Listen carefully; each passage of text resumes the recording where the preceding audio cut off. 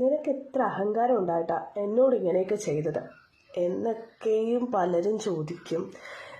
നമ്മൾ ചെയ്യുന്ന കാര്യം പലർക്കും ഇഷ്ടപ്പെടണമെന്നുമില്ല അല്ലേ?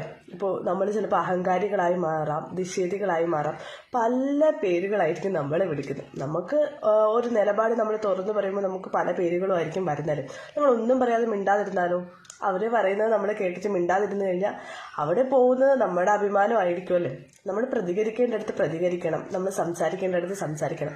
അവിടെ നമ്മൾ മൗനമായി കഴിഞ്ഞാൽ നമ്മുടെ വാക്കിന് പിന്നെ ആരും ഒരു വിലയും തരില്ല കേട്ടോ.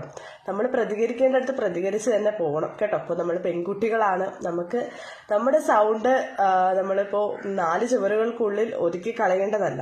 എന്നാൽ അത്യാവശ്യം പ്രതികരിക്കുകയും വേണം. അനാവശ്യ കാര്യത്തിനൊന്നും കയറി പ്രതികരിക്കാൻ പോകണം. നമ്മളുടെ കുറിച്ച് എന്തെങ്കിലും ഒരു അഭിപ്രായം ആരെങ്കിലും ഉന്നയിച്ചു കഴിഞ്ഞാൽ നമുക്ക് അവിടെ പ്രതികരിക്കേണ്ട വോയിസ് ഉണ്ട്. അത് നമ്മളെ കുറിച്ചാണ് പറയുന്നത്. അപ്പോൾ നമ്മൾ അവിടെ സംസാരിച്ചേ പറ്റൂ. നമുക്ക് വേണ്ടി ആരും സംസാരിക്കാനായിട്ട് വരില്ല. ആ ഒരു തീരുമാനം നിങ്ങൾ എപ്പോഴും മനസ്സിൽ കൊണ്ടെടുക്കണം കേട്ടോ. അപ്പോൾ എല്ലാവർക്കും നല്ലൊരു ദിവസമായിരിക്കട്ടെ കേട്ടോ ഇന്നത്തെ ദിവസം.